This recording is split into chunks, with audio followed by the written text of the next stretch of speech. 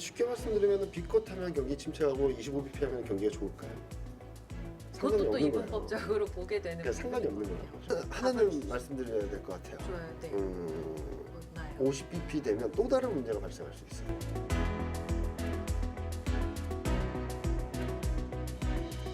안녕하세요. 빅터뷰입니다. 가을은 수확의 계절이라고 하는데요. 9월이 시작됐고 전통적인 비수기다라는 이야기 속에 출발을 했습니다. 사실 뭐든 시장에서는 그 기대치가 굉장히 중요한데요. 기대가 낮으면 되려 시작은 그 이후에 더 좋아지는 경우가 많습니다. 그런데 지금 물론 몇 거래일 지나진 않았지만 기대 자체도 낮았는데 지금 출발 초 분위기도 어둡습니다. 어디까지 대비가 필요한 걸까? 좀 많이 우울해하고 계실 투자자분들께 오늘 희망적인 내용들을 기대하면서 빅터뷰 2분과 이야기 나눠보겠습니다. 대신증권 이경민 FICC 리서치부 부장 모셨습니다. 부장님 어서 오세요. 네, 안녕하십니까. 네. 혹시 무거운 마음으로 오셨나요? 무겁죠. 네, 무겁죠. 지금 저도 9월 초에는 좀 반등이 이어질 거라고 생각했었거든요. 네. 그런데 예상치 못했던 어떻게 보면 ISM 제조업 지수에서 예상보다 못했지만 전월보다는 좀 올라왔고 고용 지표도 반등했고 네. 근데 신규 주문이 안 좋다고 네. 이렇게 빠질 일이었나라고 생각할 정도로 좀 어. 당황스러운 흐름이고 그래서 그냥 우스갯소리로 저는 자꾸 골대로 움직이면서 이렇게 이동시키면서 축구 게임하는 것 같다. 자 여기가 골대야. 그러니까 이거 고용지표 봐야 돼. 그래서 고용지표 보고 있으면 봤는데? 괜찮네. 그랬더니 아니야 골대 여기야 신규 주문이야. 어. 이런 느낌이라서 지금은 좀 시장이 불안정한 모습들을 보여주고 있는데 네. 워낙 시장의 심리가 억눌려 있던 상황들이 조금 장기화되다 보니까 작은 악재에도 좀 예민하게 반응하는 것이 아닌가라는 생각을 하고 있습니다. 네. 근데 지금 당장 다다음 주 연휴가 시작이 맞습니다. 됩니다. 네. 그래서 그런 건지 그럼 연휴 전까지 말씀하신 이 변동성은 계속 되는 거예요? 그 꼴대 옮겨가면서? 일단은 뭐 전반적인 흐름들은 일단은 경기 침체라는 이슈가 들어왔기 때문에 더 나쁜 지표들이 나오지 않는다면 네. 저는 여기서 더 급락하기보다는 좀 반등 시도를 이어가지 않을까라는 생각을 하고 있고요. 네. 그리고 또 하나 기대할 수 있는 부분은 최근 미국 대선에서 해리스 후보가 조금씩 앞서가고 있거든요. 네. 선거 인담수에서도 조금씩 잠식해가고 있어서 그러니까 배틀그라운드, 그러니까 격전지에서도 좀 이기는 모습들을 보여주고 있어서 9월 10일이 또 TV 토론이거든요. 그때 아직까지 해리스 후보의 토론 능력이 검증되진 않았지만 거기서 조금만 잘해주면 예. 좀 승기를 붙이면서 또 한번 뭐 반도체 IT라든지 자동차 2차 전지라든지 신재생 에너지 이런 쪽들에 조금 한번 힘을 실어주지 않을까 생각을 해서 추석 전에는 좀 반등 시도가 있을 거다라는 생각을 하고 있고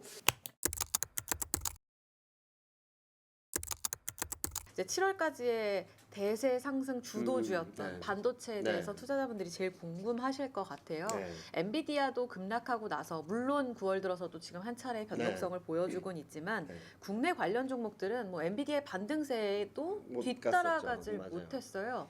HBM뿐만 아니라 지금은 D램, 네. 레거시도 뭐 고점이다 네네. 이런 이야기 있으니까요. 이번에 삼성전자가 8월 저점 깼던데 부장님 네. 지금 반도체주 저평가 구간이에요? 아니면 이미 대응 늦었다고 보시는 시점인가요? 그래서 저는 지금 모멘텀이 둔화됐기 때문에 이전과 같은 급등세가 나오긴 어렵겠지만 밸류 플레이 그리고 실적이 올라가는 것만큼이 올라갈 수 있는 룸은 있다. 그래서 지금 엔비디아 기준으로 말씀드리면 12개월 선행 PER이 30배를 깨버렸습니다. 네. 지수는 주가는 $100 이상을 유지하고 있는데 예. PER은 직전 저점을 깨버렸어요. 네. 실적이 올라왔기 때문에. 아. 네. 선행 EPS가 올랐기 때문에. 네, 네. 그래서 저는 저평가 매력에 따른 반등 또 어느 정도 올라와서 고평가 논란이 있으면 또 조정 오르면서 좀 우상향하는 그림은 나오겠지만 이전처럼 세게 움직이지는 않을 거다라고 생각하는 거고 네. 한국 반도체 이렇게 못하냐 이게 타이밍이 되게 안 좋았어요. 일단은 저는 국내 반도체 업체들이 AI 반도체보다 조금 더 나은 그림들을 보여줄 거라고 생각하고 있어요. 왜냐면은 앞서 말씀하셨듯이 레거시 반도체, 그러니까 메모리 반도체 사이클이 조금 올라오고 있거든요. 네. 특히 수출을 보면은 수출 그동안 잘했잖아요 라고 할 수 있는데 수출 물량이 늘어난 건 2월 저점부터 올라오기 시작한 거예요. 2월. 그때부터 수요가 제대로 된 반등을 했던 건데 아직까지 유효하다라는 그림이고, 그러면은 이미 AI 반도체는 모멘텀 자체가 꺾였다라고는 하는데 아직까지 한국 반도체 업체들은 올해 말 올해 4분기 내년 1분기까지 모멘텀이 아직까지 올라가는 그림이거든요. 이익 모멘텀. 이익 모멘텀이. 그러면 좀 더 우위를 보이지 않을까? 라는 생각을 하는데, 자 그러면 왜 빠졌냐라는 거죠. 이렇게까지. 네, 수급이 굉장히 안 좋았어요. 원달러 환율이 제가 제일 요즘 가장 많이 받는 질문 중에 하나가, 원달러 환율이 떨어졌는데 외국인은 왜 파냐? 아니요, 외국인이 원달러이 오르는 내내 샀어요. 원달러 환율이 1280원에서 1390원 올라온 동안 한 30조를 샀거든요. 예. 자, 근데 그동안 원달러 환율이 110원 오르는 동안 잘 사서 주가도 올라왔고 환차손을 보긴 했지만 주가가 꽤 올랐어요. 근데 갑자기 한 2, 3주 만에 환차익이 5%가 났어요. 주가도 좀 올라왔어요. 고점권에 좀 못 미쳤지만. 네. 그럼 어떤 생각이 들까요? 팔고 싶겠죠. 지금 팔고 싶다. 네, 네. 그래서 원달러 환율이 1390원 이후 흐름, 그리고 원달러 환율이 1350원을 깬 이후 흐름을 보면 네. 가장 많이 판 게 반도체예요. 왜냐면 가장 많이 샀으니까. 저는 지금부터 그냥 모아간다고 생각하시는 분들은 그냥 밀리는 대로 조금씩 적립한다라고 생각을 하셔서 밀리면 한 10% 2% 사고, 반등하면 내비두고, 또 밀리면 사고, 반등하면 내비두고, 이렇게 하셔서 모아가시면 저는 내년 상반기 중에는 지금 레벨보다는 훨씬 높은 레벨을 보지 않을까라고 생각을 하고 있습니다. 알겠습니다.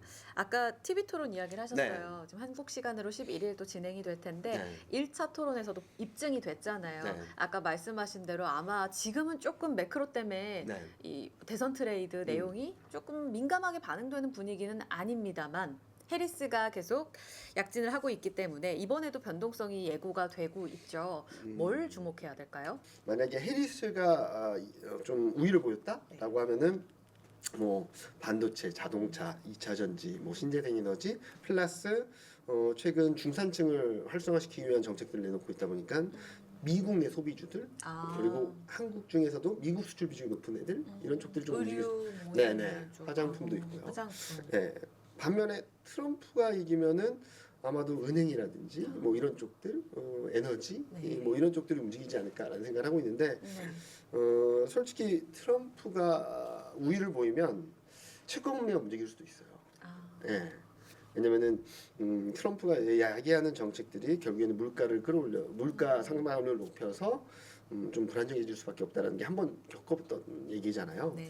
근데 제가 말씀드리고 싶은 본질적인 내용들은, 정치적 이벤트는 플러스 마이너스 알파 요인이에요. 무슨 말씀드리냐면 트레이딩 여건으로서, 트레이딩 기회로서 삼을 수는 있어요. 그러니까 제가 말씀드렸던 해리스가 되면은 아마 11일, 12일쯤 피크아웃 할 거예요. 관련 종목들이 네. 올라갔다 내려갈 거라는 거고, 네. 트럼프가 이기면은 뭐 시장이 출렁이긴 하겠죠. 네. 근데 이게 추세적으로 바꾸진 않을 거예요. 추세적인 흐름들을. 단적인 예로 2016년의 경우를 말씀드리면, 트럼프 지지율이 오르면서 2016년에 8월 달까지만 해도 힐러리가 될 줄 알았어요. 모두 다가. 근데 9월부터 트럼프 지지율이 오르기 시작하면서 주가가 흔들리기 시작했거든요. 그때 9월부터 11월 초까지 미국 S&P 500은 약 2달 동안 4% 정도 빠졌고요. 코스피는 한 6.7% 정도 빠졌거든요. 왜 더 빠졌냐? 트럼프가 되면 중국을 때려서 한국도 힘든다. 네. 네. 그래서 빠졌다가 언제 저점을 찍었냐면, 네. 미국 증시는 대선이 있으니까 휴일이었으니까 휴일 전이었던 11월 4일인가 저점이었고요. 코스피는 11월 9일 저점이었습니다. 그때가 선거일이었어요. 그리고선 결과를 보고 달렸군요. 쫙 날아갔어요. 그리고 미국하고 한국 코스피 간의 격차가, 그러니까 미국 코스피인데 2017년 상반기에 붙었어요. 한국이 더 셌어요. 그리고 또 하나는 트럼프가 되면 2017년에는 달러 강세, 올드 이코노미 부활이야 막 그랬는데, 그 걱정들 때문에 9월, 10월 달에는 달러가 반등했고, 네. 소재 산업재, 뭐 에너지가 반등했고, IT가 좀 쉬는 듯 했는데, 2017년부터는 달러는 103포인트였던 게 88로 떨어졌고요. 네, IT가 시장을 다 끌어갔습니다. 에너지는 급락을 했고. 무슨 말씀을 드리냐면 기존의 추세가 있으면 누가 된다 안 된다를 가지고는 오버슈팅 또는 언더슈팅이 나올 수는 있는데 이 추세가 트럼프 당선에서 부러지거나 뭐 해리스 당선 급등 이런 건 없어요. 어떤 경우가 있냐면 이렇게 올라가는 추세가 여기까지 갈 수 있는 흐름인데 네. 정책, 그러니까 당선이 되고 내각을 구성하고 정책을 내놓기 시작하면서 이 흐름을 더 길게 연장을 시키든지 천천히 해서 이렇게 가기 전에 미리 꺾어버린다든지 할 수는 있는데 네. 당선되자마자 뭐 바뀌는 건 없거든요. 어. 네. 그렇게 보시면 될 것 같아요. 그래서 네. 저는 이번에 TV 토론에 누가 우위를 보이든 간에 단기적인 흐름, 트레이딩 기회지 네. 추세적인, 그러니까 지금부터 트럼프가 이길 거니까 트럼프 관련주를 사세요. 이건 말이 안 된다는 거죠. 아. 네, 그렇게 보고 있습니다. 연휴 직후에 FOMC가 있는데요. 인하는 거의 확실시 되잖아요. 네. 100%. 네. 근데 25bp냐? 그리고 50bp 지금 B컷 가능성이 간밤에 대두가 또 되면서 올라오고, 네. 그 말씀하신 ISM 제조업 지표 그리고 구인 건수 다 약해지면서 B컷을 또 악재로 받아들이는 분위기가 9월 첫 주에 나타나고 있거든요. 지금 부장님 시나리오 어떠세요? 쉽게 말씀드리면 B컷 하면 경기 침체하고 25bp 하면 경기가 좋을까요? 상관이 그것도 또 없는 거예요. 이분법적으로 보게 되는 그러니까 상관이 부분인 없는 것 거라는 같아요. 그러니까 금리 인하 사이클로 진입한다는 건 되게 좋은 그림이겠죠. 그 다음에 경기 흐름은 통화 정책에 의해서 시차를 두고 좋아질 수 있다라는 기대를 하는 건데 이 구간 동안 어떻게 될지에 대한 걱정을 하는 거잖아요. 경기 침체가 아니라. 근데 저는 경기 침체에 대한 걱정들이 좀 과하지 않나라는 생각을 하고 있습니다. 일단은 뭐 제가 틀릴 수도 있고 다른 분이 맞을 수도 있겠죠. 근데 어느 누가 몇 월 며칠 날 경기 침체 옵니다. 알 수 없어요. 그리고 저가 아직은 아니에요, 아직은 아니에요 해도 당장 올 수도 있고. 그래서 제가 요즘 많이 말씀드린 거, 그러니까 지표를 보는 거에 따라서 다 달라요. 근데 해석도. 해석이 다르죠. 한동안 아주 유행했던 샴수를 이제는 잘 보여주지도 않죠.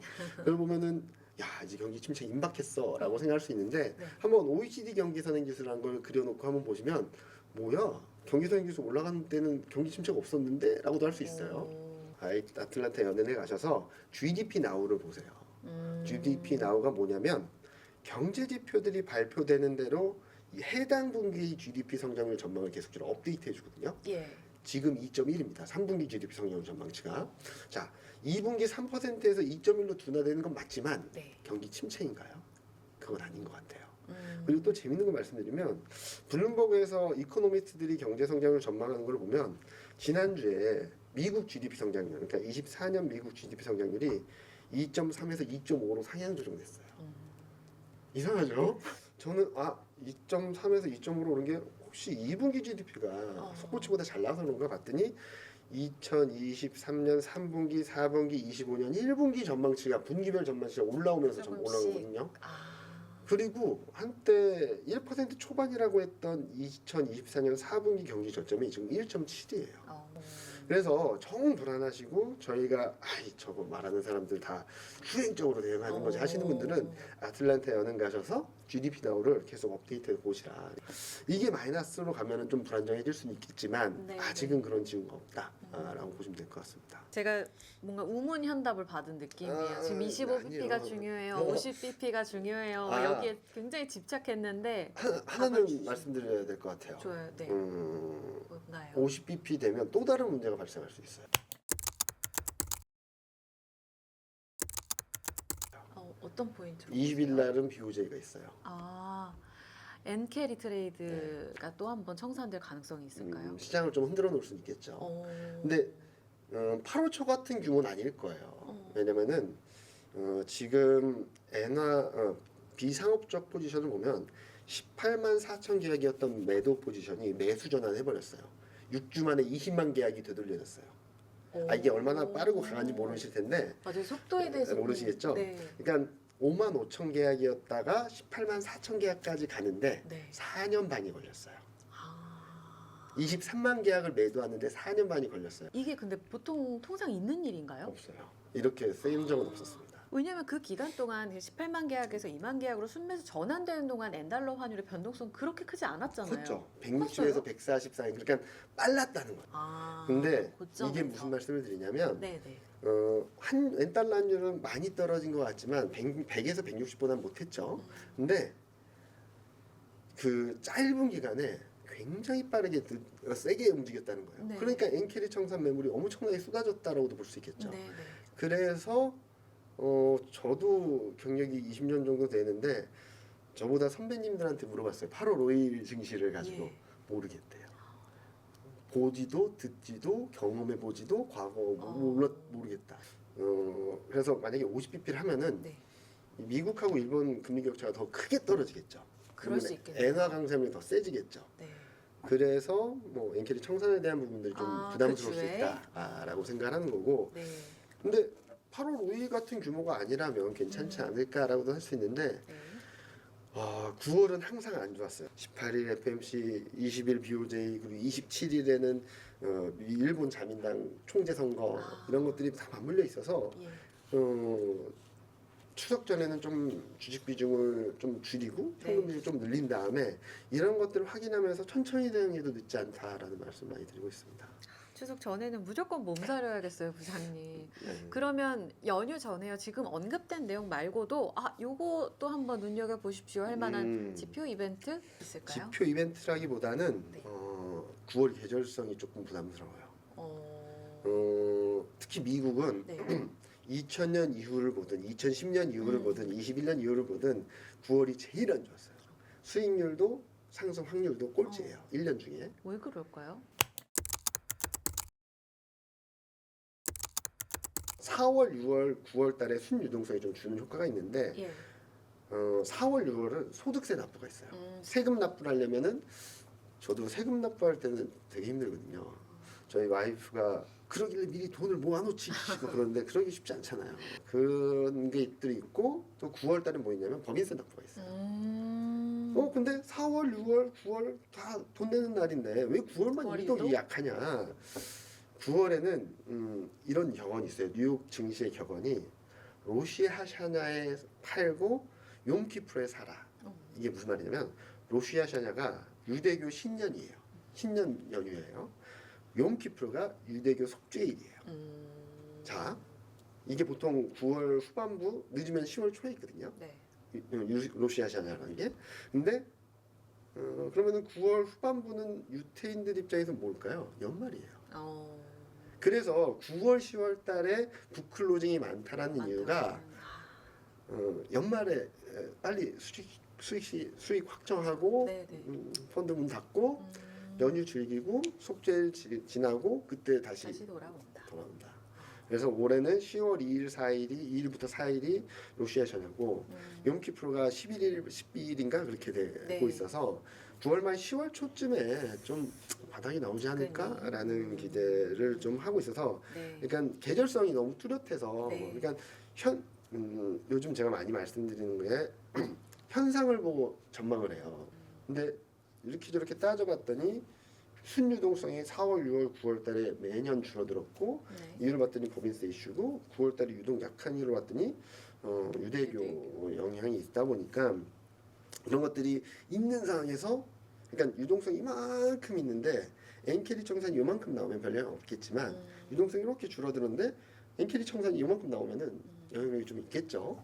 그래서 좀 조심해야 될 때가 9월 말 10월 초까지는 좀 조심하자라는 말씀 많이 드리고 있습니다. 그래서 아까 계속 연휴 전에 네. 현금 만들어 놓으세요 하신 거군요. 네. 그럼 이때요 부장님 연휴 전에 아무래도 이 주식이 세금 얘기하실 때도 말씀하셨지만 황금성이 좋다 보니까 이때 딱 자금을 마련해야지라는 욕심이 생기기도 해요. 그러니까 현금 많이 비중을 챙겨 놓긴 하는데 네. 어떻게 단기 자금 불릴 만한 저평가주를 찾는 건 어리석은가? 라는 생각이 이거는 들어요. 프로의 영역이라고 할 수 있겠죠.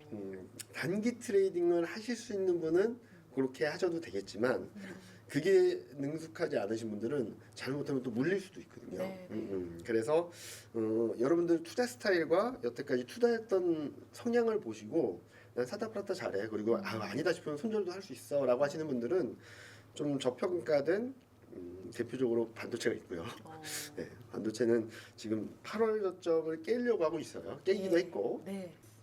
가장 많이 떨어진 애들이 반등할 때도 가장 세거든요. 그런 것들.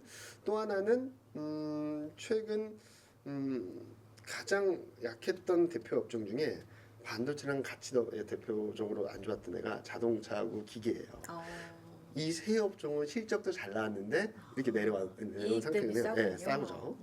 이익 대비도 싸고 실적 대비도 저평가고 그리고 절대적인 수익률도 굉장히 싼 업종들이라고 볼 수 있겠어요. 네, 네. 그래서 반도체, 자동차, 기계가 지금은 단기 트레이딩 할 수 있을 만한 그런 업종이 아닐까, 종목이 아닐까라는 생각을 하고 있습니다. 저요 사실 이제 다음 질문 넘어가야 되는데요. 네. 9월 밴드요. 네. 한번 여쭤봐도 될까요?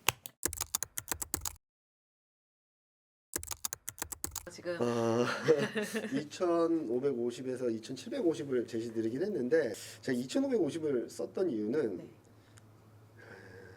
거기가 깨지면 네. 좀 심각해질 수도 있어요. 분위기가. 네. 어, 무슨 말이냐면 뭐 기술적 분석이나 그런 것들을 보시는 분들은 아실 텐데 저는 원래 생각했던 그림은 여기서 9월 초반에 추석 전에 2,735시까지 갔다가 좀 밀리는 그림 정도로 생각을 했는데 먼저 꺾여버렸잖아요. 예, 예. 여기서 직전 고점인 2,718, 2,220을 넘으면 이제 하단은 2,500대가 될 수 있다라고 생각을 해요. 그때 지지가 되는 게 예, 예. 2,550. 50 정도가 2,550 또 언더슈팅 나와도 2,500을 살짝 이탈하거나 2,500대를 지켜줄 거다라고 생각하는데 만약에 추석 전 반등이 2,650을 못 넘는다 그러면은 많이 조심해야 되겠다.